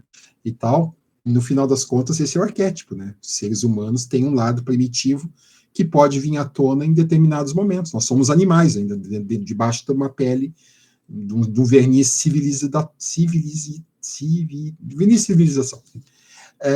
Outra, assim, vamos pensar, outro termo do mal, assim, do mal clássico, assim, as figuras clássicas, assim, podemos pensar, de repente, talvez num vampiro, por exemplo. Né? O vampiro, o que é o vampiro? Né? O vampiro é um arquétipo da sedução masculina. O vampiro só entra na casa se ele for convidado, ele só morde o pescoço das moças virgens. Tem um aspecto de sedução, assim, é o homem bonito do estrangeiro que chega na cidade e quer possuir não só o sangue, representa muito mais do que o sangue representa a alma também, né? Levar junto a alma. Então a gente pode pensar que contava histórias de vampiros que era para alertar as moças para tomar cuidado com os homens estranhos que chegavam na cidade e tentavam seduzir elas. Então isso aí é um arquétipo, né? O arquétipo pode ser aplicado de várias formas, mas a perpetuação do arquétipo também faz com que fique ruim, porque a gente não pode imaginar, por exemplo, que nem eu já vi acontecer na minha vida profissional como advogado, né? Ah, mas fulano cometeu um crime sexual porque ele é homem e homens não conseguem se conter. Não, o ser humano não é um animal, sabe? Isso daí eu sei que o arquétipo diz assim, que todo mundo pode ter um lado primitivo, mas não, nós não podemos pensar nisso daí, nós temos que lutar contra essa ideia. Temos que ter uma certa civilização, não é possível fazer isso daí, né? Ter esse tipo de pensamento, né? Ou, no caso, assim, do vampiro, nem todo cara que vem de fora, nem todo cara, vocês possivelmente estão pensando, nem todo homem, né? Nem todo homem, de vez em quando, tem esse objetivo. Muitos têm, mas nem todo homem tem. Então tem que tomar um pouco cuidado com os arquétipos, né? Mas aparece muita literatura ainda. Né? E depois os riscos do maniqueísmo. Né? O maniqueísmo voltou com tudo, né? Nessa exploração dos mitos do mal, assim, e tudo, essa ideia de que existe um bem e um mal, um vilão e um mocinho, uma mocinha e uma madrasta, sabe? Sempre existem polos distantes e nem tudo é exatamente claro ou escuro, né? Existem zonas cinzas. As pessoas, às vezes, elas não param assim, elas encaixam o seguinte, fulano de tal é ruim. Será mesmo que é ruim? Ou será que a gente não tem um aspecto dele que a gente não gosta e outros a gente gosta? Então, a gente tem que pensar nisso aí também, né? Então, existem riscos hoje de escrever com mal mítico e acabar também botando maniqueísmo. Se fulano é bom, Beltrano é ruim. Então, isso também é complicado. Né? Depois o mal fantástico, né? O mal fantástico que eu falei, né? É um mal aí que ele é abordado especificamente por uma parte da literatura, né? Que é a literatura fantástica. Né? Vocês podem possivelmente pensar em literatura de terror, né? Não tem nem como dizer que literatura de terror vai ter só coisas boas, coisas do bem, né? Porque afinal de contas a essência dela é a existência do mal. Então é um mal analisado sob o contexto de uma literatura fantástica brasileira. Mas claro, não é só na literatura de terror, né? Parece várias formas de articulação do mal, né? Nesse aspecto aqui, o mal, ele é uma preferência dos escritores escrever o mal com letra minúscula, né, mal individual, em detrimento do mal coletivo, do mal existencial, do mal que não tem motivo nenhum. Vamos pensar no exemplo do mal coletivo, assim, na literatura internacional até. O Estrangeiro do Camus, né? Ou podemos pensar na Peste do Camus, mas vamos pensar no Estrangeiro. O Meursault, quando ele comete o assassinato, não é? Ele não tem um motivo. ele tem um monte de explicações, estava quente, estava suando, ele estava meio desnorteado, os caras tinham rido da cara dele, mas ele não tem um motivo para ter matado o cara na praia, ele tem um preconceito. Aquele turco ali, aquele turco ele não pode ser boa coisa, o cara deve estar com uma faca na mão, vou matar ele antes, sabe, esse tipo de coisa. Então, a gente pode olhar isso daí, é um mal existencial, é um mal coletivo, aquela coisa assim, tu comete um gesto do mal que tu não sabe explicar direito. Sendo que o detalhe interessante, né, o Mersalto ele não é condenado pela morte do turco em si, ele é condenado por uma coisa que aconteceu antes, né, que no enterro da mãe dele ele não chorou, ele ficou sentado olhando o enterro. Isso daí foi mais chocante para a sociedade do que ele ter matado um turco. Então, assim, meu Deus, como é que pode um homem não chorar no enterro da sua mãe? Que pessoa insensível é essa? Quando ele disse que, na realidade, ele não chorou no enterro da mãe dele porque ele achou que ela tinha tido uma boa vida, ela tinha tido uma morte tranquila, ela tinha gostado dos últimos anos, eles estavam de paz entre eles. Ele não viu necessidade de chorar, de fingir uma tristeza que ele não estava sentindo. Ele estava se sentindo chateado, mas não triste. Enfim, só para dizer que isso daí é a diferença do mal individual. O mal individual é aquele mal que, assim, são pequenos gestos que a pessoa faz, que acontece, tudo, aqueles mal egoísta mesmo, assim, fui traído, por exemplo, fui traído, então eu sou vítima de do mal da traição, né, que é diferente do mal existencial, que é esse mal que permeia tudo e que permeia as condutas todas de uma pessoa. Mas na literatura hoje se escreve muito mais pensando nesse mal egoísta, com vilões bem determinados e tudo, do que nesse mal existencial mesmo.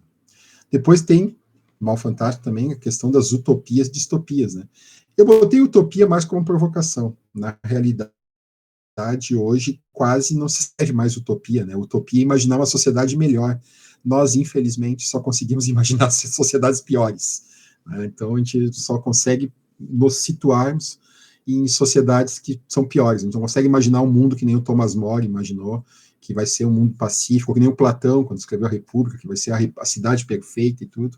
Hoje nós só imaginamos, assim, tipo, por exemplo, o Eric Novello escreveu Ninguém Nasce Herói, em que ele imagina um Brasil governado por um pastor neopentecostal extremamente violento que quer coibir casamento entre homossexuais. Aí vocês vão dizer, mas isso não está tão longe da realidade, né? É a distopia, não. A distopia clássica ela está um passinho além ou um passinho atrás da realidade, né? Então tem esse aspecto de denúncia também, né? De qualquer forma, hoje o mal fantástico ele privilegia, claro, a distopia. Nós não vemos muito futuro para um mundo melhor, nós só vemos futuro para o mal no mundo. A gente só vê o mal acontecendo em vez do bem. Depois tem outro, dá para se dizer que é um problema que aparece muito na escrita contemporânea aqui, é o mal decalcado do modelo estrangeiro, né? E aí eu fiz uma pergunta aqui, né? O mal em outros países, mal também no Brasil, é uma questão um pouco complicada, né? Se a gente vai olhar, por exemplo, se vocês gostam de ler a respeito desse setor, dessa parte de crime verdadeiro e tudo, né?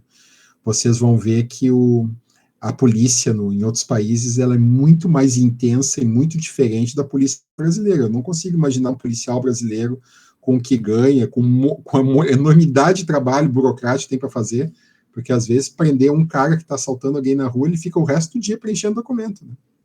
Eu tinha falado do Kafka antes, né? Fica o resto do dia preenchendo documentos. Vocês conseguem imaginar um cara se dedicando a perseguir um psicopata assim, nessa circunstância de trabalho? Eu não consigo. Então, hoje, quando se vai escrever aqui no Brasil, se decalca do modelo estrangeiro, não do modelo nacional. Então, a literatura brasileira contemporânea, quando trata do mal, ela vai buscar o modelo estrangeiro, em vez de pensar nas particularidades do nosso povo mesmo. Depois tem o mal que eu botei, o mal originado de outras mídias, né? Que é aquele mal que as pessoas resolvem escrever uma história botando o mal que eles viram numa série da HBO, que eles viram numa série da Netflix. Hoje todo mundo vê série e tudo, né? E aí eles pegam, em vez de ler a respeito, em vez de pensar o assunto, em vez de ver o mal sob vários prismas diferentes, eles preferem se concentrar no único prisma, né, que é o prisma mais óbvio possível, que, eu vi isso aí numa série que tinha um cara que se aproximava de uma guria, vou botar igual aqui também. Então, isso é uma coisa que eu sempre reclamo muito, né, que a gente está lendo os livros e a gente vê quando a fonte da pessoa não foi outras obras literárias, foram obras cinematográficas, principalmente, que tem todos os clichês cinematográficos, né, de estar pensando uma pessoa e toca o telefone e aquela pessoa que está ligando. Pô, isso é um clichêzão, né? ou a porta que está arranjando e tu vai ali mexer, vai ali olhar o que está atrás da porta. Clichê clássico de filme de terror também, né? Quem é que vai olhar uma porta rangendo em casa sozinho e vai lá abrir? Eu entro debaixo das cobertas, me escondo, chamo a polícia, faço qualquer coisa, menos ir lá ver o que tem atrás da porta, né? Então, tem que tomar um pouco de cuidado com esses mal que vem originado de outras mídias, né? Porque ele acaba se tornando um mal sem reflexão. Ele é um mal que simplesmente reedita padrões e não tem uma reflexão sobre o gesto do mal, sobre por que estou sendo mal, sobre por que o fulano está sendo mal. Né? E até também isso aí evita que a gente consiga ver o que é o bem ali também. Depois o mal como anteparo para mostrar o bem. Eu tinha dito antes, né, que o mal e o bem, eles andam bem entrelaçados. Eu falei até que o Batalha até considera ali, por exemplo, que o Proust falava, né, que sem o bem não existiria o mal, e vice-versa, né? Só que o problema é que aqui o mal ele só aparece mesmo para mostrar o quanto o lado do bem ele é valoroso. E aí a gente entra numa esfera muito perigosa, porque o bem ele acaba se tornando chato, ele acaba se tornando didático, ele acaba se tornando, eu vou te explicar agora como é que o mundo funciona. E ele acaba se tornando mal também, porque acaba virando chato, ele acaba virando o contrário, enquanto o mal é interessante, o mal está mostrando uma possibilidade que o bem não estava considerando, né? Então há um risco de quando se escreve assim, usando o mal como anteparo só para mostrar o bem, não como um mal genuíno e tudo, né? Acaba fazendo com que o bem se torne o mal. Então acaba fazendo com que o bem acabe ficando caricato, chato, rançoso. Eu vou evitar assim de dizer palavras assim, tipo, mas evita que o bem acabe se tornando tão virtuoso que a gente acaba pensando o seguinte: nesse cara não existe na vida real. E vamos lembrar assim, Orgulho e Preconceito, da Jane Austen, por exemplo, todo mundo fica dizendo, o Mr. Darcy, ele é perfeito, ele é o homem perfeito e tudo, mas nós não podemos esquecer que ele fez um monte de sacanagem no decorrer do livro também. Ou seja, para conseguir construir um homem perfeito, a Jane Austen teve que mostrar várias coisas ruins que esse homem perfeito teria feito também, né? Enfim. Depois, os personagens esféricos como redenção do mal. Vamos pensar em termos de classificação dos personagens. Tem os personagens planos, que são aqueles que nunca mudam, e os personagens esféricos, que são aqueles que, no decorrer da trama, acabam tendo uma mudança de posicionamento de mundo. O problema do mal fantástico aqui é quando eles, na escrita do mal, eles usam o personagem esférico como uma forma de redenção do mal. O mal acaba virando bem. O sonho do mal é se transformar no bem. E isso acaba soando extremamente falso e forçado, porque não é um mal genuíno, então. É um mal falsificado, é um mal tão fraco que ele nem conseguiria se sustentar, né? Então, não necessariamente um personagem esférico, ele tem que chegar numa redenção do mal. Talvez ele possa chegar numa outra coisa, mas não precisa chegar nessa redenção. Não precisa fazer com que alguém que comece mal vire bom, simplesmente porque o sonho de tudo que é mal, porque isso aí é uma coisa bem mentalidade judaico-cristã. Todos nós temos que salvar as pessoas más ou as atitudes más e transformar em atitudes do bem. Isso aí, em literatura, não fica nem um pouco verossímil. Depois tem, como eu tinha dito antes, né, o mal visto em laboratório, né, que é o receio de mergulhar no mal, né, aquela coisa de ficar olhando o mal só pela lente e evitar de mergulhar nas intenções, evitar de mergulhar no espírito do mal. Nós temos essa noção inata, assim, de que chegar muito perto do mal é acabar se tornando mal próprio. É acabar ficando mal, é acabar sendo ele. Então tem o termo de entrar ao mesmo tempo também conseguir se afastar dele no momento, né? Então o problema é esse mal visto em laboratório, que é o mal que tu ouviu falar, é o mal que tu tá olhando ali um atentado lá de tiros nos Estados Unidos e tu tá pensando, eu vou escrever um livro sobre isso daí, sem tu tentar entender a motivação, sem tu tentar entender outros atentados, sem tentar entender a mentalidade do cara, a mentalidade da vítima, sem tentar, pior de tudo, simpatizar com o cara. Para te conseguir contar a história do cara, tem que simpatizar. Eu não consigo, pelo menos, escrever alguma coisa que eu odeio. Enfim. Depois, a morte não como mal. Né? A morte ela não aparece não, como uma circunstância derivada do mal, mas ela aparece como um recurso de engajamento do leitor. Isso é outra coisa bem complicada, né? Tipo, vou matar o personagem tal, porque aí o meu leitor vai ficar bravo comigo, vai ficar comovido, vai ficar mais interessado pela trama e tudo. Que é uma forma bem baixinha de ver a morte, né? Vamos combinar. Isso a gente vê principalmente com crianças pequenas. Vou matar o fulano. E eu sempre digo, quando acontece isso aí, quando eu vejo uma criança dizendo o seguinte, não, cara, deixa ele vivo, mostra para ele que tu é melhor do que ele vai ficar o resto da vida tendo que te olhar e te invejando. Não, matar é rapidinho, tu vai ali, mata e acabou o problema. Mas o problema mesmo é tu ter que sobreviver com as consequências daquilo ali, né? Então, hoje a gente não vê, como o Bataille falava, da morte como uma consequência do mal, o mal aspirando à morte, né? Mas a morte, ela aparece como um recurso para fazer o leitor ficar brabo, ficar indignado, ir para as redes sociais xingar o escritor, ficar fazendo várias coisas ali, um recurso de engajamento dele. Por fim, do mal fantástico, né, o mal visual. O mal hoje ele é muito mais visual, ele é muito mais demonstrado, víscera, crânio, miolo.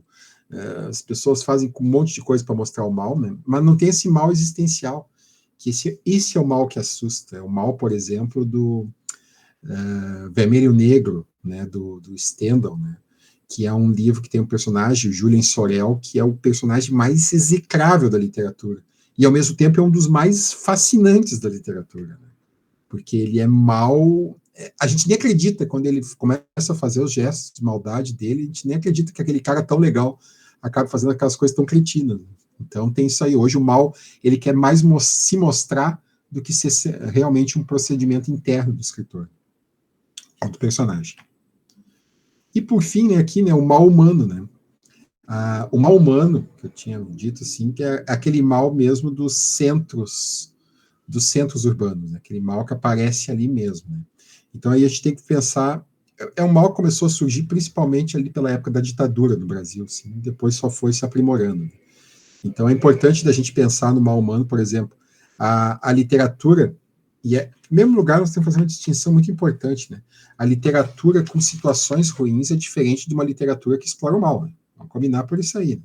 Por exemplo, quando o Graciliano Ramos matou a baleia, é uma coisa bem malvada, é uma coisa ruim, mas não transforma as vidas secas inteiras num livro que o Fabiano, por exemplo, lá, é um personagem ruim, é um personagem cruel, né?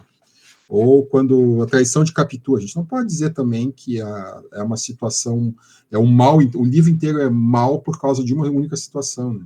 Ou assim, mostrar a gente mortos insepultos em incidentes Antares do Érico Veríssimo. Não quer dizer que isso aí seja uma forma do mal, né? Mas sim, simplesmente são situações ruins, situações más que acontecem dentro de um romance que não tem essa abordagem, né? Então, é importante pensar até nos termos que o pessoal fala muito da crise do romance, né? O romance nasceu como uma expressão burguesa. Então, o romance nasceu como uma forma que os burgueses têm de falar do mundo. Isso aí o Hegel fala também. No passado existia a epopeia, existia a épica, existia a lírica e tudo, né? Aí veio o romance e nós deixamos de pensar em grandes temas, em conquista de nações, em valentia, em seres humanos valorosos, e começamos a pensar nas coisas comezinhas mesmo, nas coisas da vida, bem de brigando, esse tipo de coisa. Famílias disfuncionais, todas as famílias são felizes, mas todas as famílias são infelizes, mas só as felizes se parecem, não li uma frase do Tolstói exato. Então, essa é a crise do romance, né? Então, é diferente de pensar isso aí. A crise do romance está muito vinculado a essa desvinculação com o mal, né? Depois, temos que pensar ainda também no termo, né, do mal alheio, né? O mal humano tem isso daí, né? O homem vira lobo do próprio homem. O homem é o nosso maior inimigo. Lembre do que a criança falou, eu tenho medo que meu pai não volte para casa, né? Então, o homem vira o inimigo. Não tem mais lobisomem, não tem mais intermediários, não tem mais criaturas fantásticas, né? É o homem, o problema é o nosso ser humano, o nosso igual. É o cara que trabalha com a gente, é o cara que tem uma vida aparentemente normal, é o cara que está andando fora e, de repente, cruza o nosso caminho e acaba destruindo a nossa vida, o nosso futuro, alguma coisa do tipo, né? Então, hoje, o mal ele tem o mal alheio, o mal que o outro ser humano é capaz de fazer em nós. Então, já é uma diferença. Aparece muito na literatura hoje que a gente pode ver que esse mal ele é mais aplicado assim em tudo, né? Também a gente tem que separar também a ideia de banalidade do mal, dentro do mal humano, né, da ideia de violência gratuita, né? A banalidade do mal é praticar o mal sem refletir sobre essa ação, né, considerando ele normal, né? Então, vamos pensar, quem construiu o conceito de banalidade do mal foi a Hannah Arendt, né?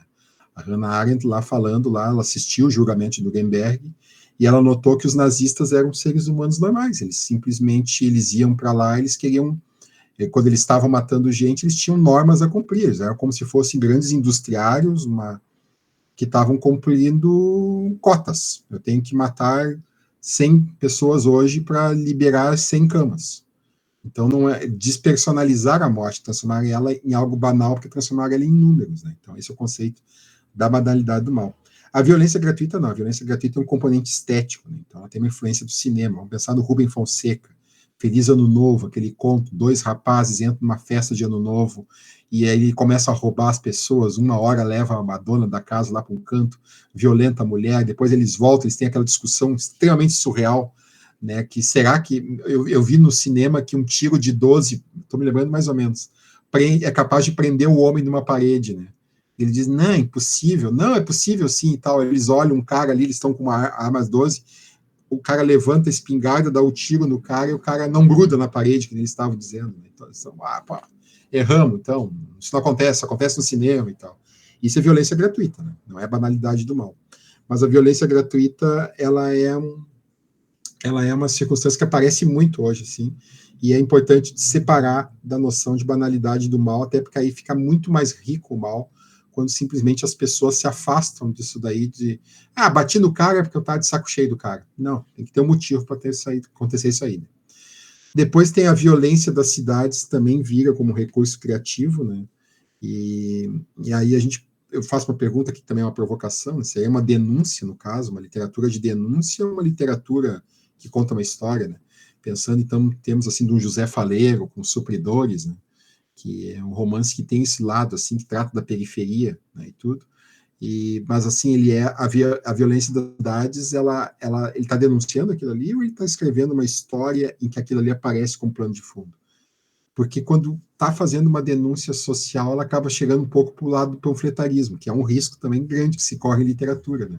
Eu quero mostrar a minha visão de por que a sociedade está errada.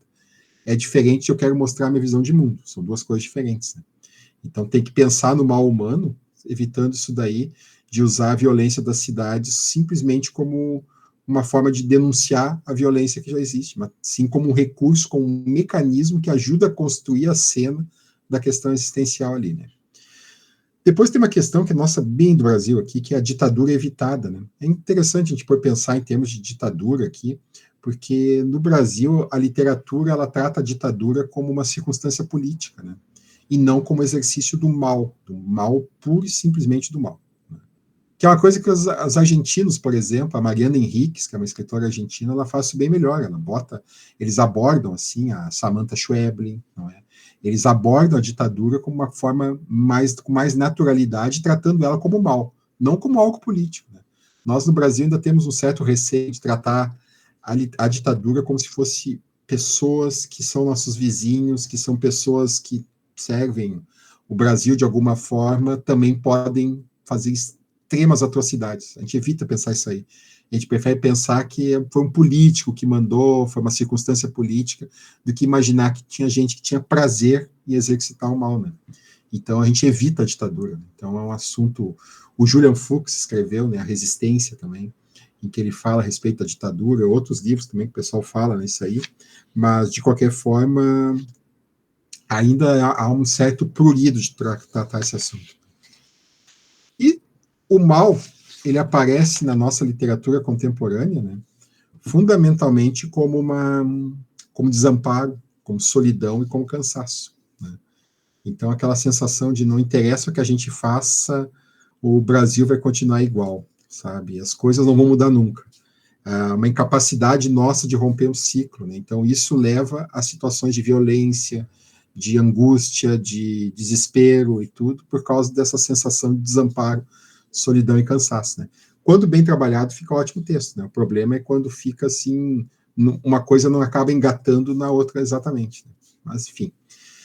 Depois tem o mal que mora nas famílias. Né? O mal hoje não está mais assim, não é um mal direcionado, não é um mal de vilão do 007, quero destruir o mundo.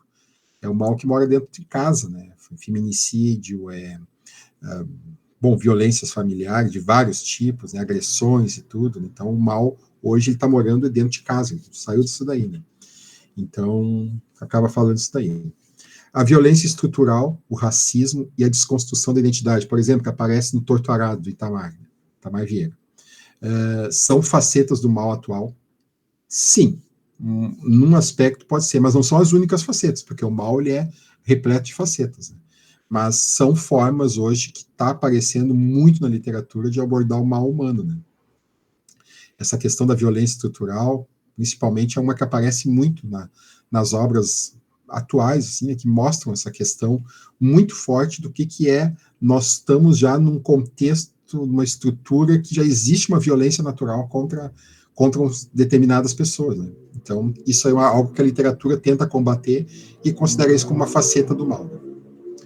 Depois eu botei aqui uma expressão, né? Nunca leia as caixas de comentários, né? Que é uma expressão famosa, né? Tipo assim, tu não quer te estressar, tu não vai ler as caixas de comentários, né? Porque aí também tem hoje outro exercício do mal humano, é o mal que mora nas redes sociais, né? As redes sociais começou como algo bom e acabou virando algo muito ruim, acabou virando algo que deprime as pessoas, que faz as pessoas se sentirem muito mal, que faz as pessoas cometerem loucuras, faz as pessoas se matarem, eventualmente, tudo, né? Então, hoje tem isso aí, tem um romance muito bom, que é o do Michel Laube, que se chama Tribunal da Quinta-feira, né? Tribunal da Quinta-feira. Bom, a cena inicial do Tribunal da Quinta-feira, ela é de uma violência, assim, horrível, né? Porque é uma professora que está dando uma palestra numa faculdade e um homem levanta e ela vai descrevendo em detalhes. O homem se aproxima do palco, ninguém se mexe, porque tem aquele momento, assim, que o pessoal não sabe que se eu fizesse tal coisa, talvez o cara fique bravo, fica aquele momento assim, meio sem se mexer todo mundo, e o cara tá com uma espécie de um porrete e desce a porrada nela, chamando ela de gorda, e bate nela, com todo mundo assistindo, né? E aquela aí tem alguém filmando, bota na internet, enfim. Mas é uma cena assim de extrema violência, né? Violência gratuita, porque é violência de gênero, tem uma série de violências ali que tá dentro dessa cena. Ele vai explicando a origem, por que o cara agiu daquela forma, e aí onde é que nasceu o ódio do cara? É interessante ver. Nasceu na época da poupança do Plano Collor, da retenção da poupança do Plano Collor pela Zélia Cardoso de Mello. Naquela época, o cara tinha um projeto que acabou indo para o Beleléu porque foi retido o dinheiro e ele não pôde aplicar. E ali veio um ódio que só foi crescendo, até o ponto que um dia ele está sentado numa palestra, ele vê a mulher está lá sentada, ele simplesmente, o ódio toma conta dele, ele precisa descarregar de alguma maneira violenta nela. E depois, claro, também conta a história da mulher também, porque ela chegou até aquela palestra. Mas é um livro que mostra muito bem isso aí, né? Os perigos das redes sociais, né? Como a rede social também acaba retroalimentando também o mal. Depois, a ciência e a religião como mal em si são coisas que, assim, a religião nem tanto, mas a ciência tem aparecido bastante como mal, né? Aquela coisa assim, principalmente depois da questão das vacinas e tudo. Então, o mal tem sido mostrado isso daí, que a ciência não tem todas as respostas também, né?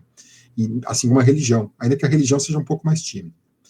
Depois, o mal também, como mazela social, né? O racismo, machismo, a transfobia, a homofobia, o preconceito e tudo, né? Então, o mal também aparece dessas formas todas na literatura, né? E é importante detectar, como eu tinha dito antes, a gente não simplesmente não escrever só como mazela social. Então, vamos fazer uma tese de sociologia, né?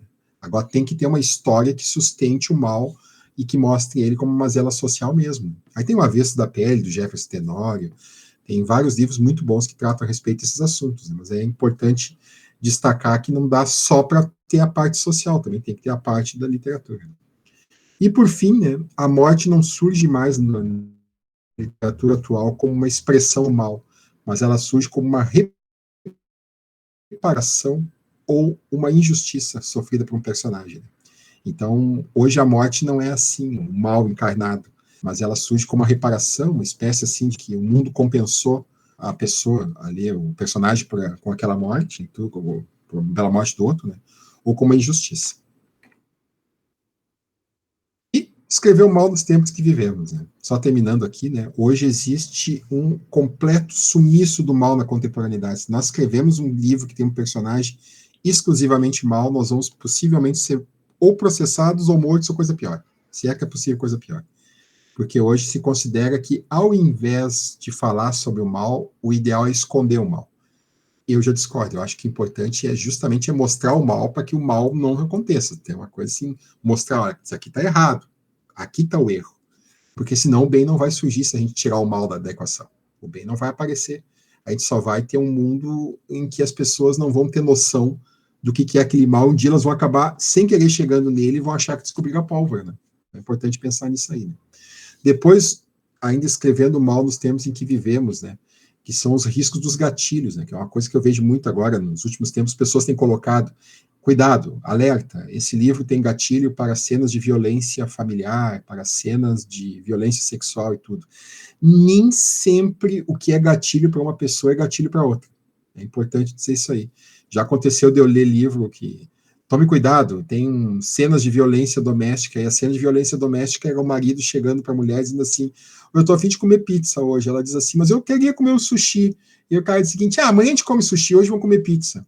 Isso eu não considero violência doméstica, eu considero uma conversa, não é uma violência, não tem nada, uma discussão, acontece. De vez em quando tu quer comer uma coisa, tua companheira quer comer outra, eu tenho que chegar num comum acordo.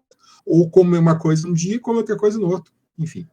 Então tem esses riscos dos gatilhos, né? Dos gatilhos acabarem falando de algo mal, só que acabarem vulgarizando o que está falando em termos de mal, né? Depois a censura interna. Hoje, quando a pessoa vai escrever um texto, ela já fica automaticamente se censurando. Ah, eu não posso escrever isso aqui, porque se eu escrever isso aqui, vai ter gente aí que vai reclamar da sociedade dos defensores. Ah, tem gente de sociedade defensor de tudo. Esses dias eu falei alguma coisa a respeito de jacaré aí, vieram me xingar porque eu não podia falar mal de jacaré. Até isso aí também. Então a gente tem que, assim, a censura interna é uma censura muito cruel. O ideal mesmo é não ter esse tipo de censura, mas a gente, claro que a gente vive em sociedade, algum tipo a gente tem que ter, evitar palavras que sejam degradantes, esse tipo de coisa é importante, né? Agora, não aquela censura que te evita de pensar até no assunto, ou de explorar uma vertente do mal, porque se for explorar isso aqui, os outros vão ficar falando mal de ti. Não é por aí também. Depois, o mal como um risco mercadológico, né? Porque hoje, se vocês escrevem uma história em que tem o mal mesmo em si, as próprias editoras vão dizer, não, nada feito, não, isso aqui eu não vou lançar, não, tá louco, cara, tá louco, vai ser processado. Eu me lembro que uns anos atrás saiu um livro chamado O Evangelho segundo Hitler, do Marcos Pérez, né? Escritor, acho que ele é paulista, a origem dele. Venceu o prêmio Sesc e tudo. Só que acontecia, as pessoas liam o título, né, Evangelho segundo Hitler, e diziam, esse cara deve ser nazista. Gente, claro, o livro tem nazista, mas o livro é sobre o Borges, é uma investigação policial envolvendo o Jorge Luis Borges, né, que é o escritor argentino e tudo. Os nazistas apareciam em algum momento, mas não tinha, assim, o título, ele induzia, assim, que fosse uma coisa, mas não tinha nada a ver, né, mas o risco mercadológico é grande, mas também o mercado se rege por algumas regras estranhas, né, porque eu li esse livro no Kindle, né, e eu tenho uma curiosidade de comprar ele na versão física. Eu sou o cara que lê no Kindle e gosta de comprar o físico, né?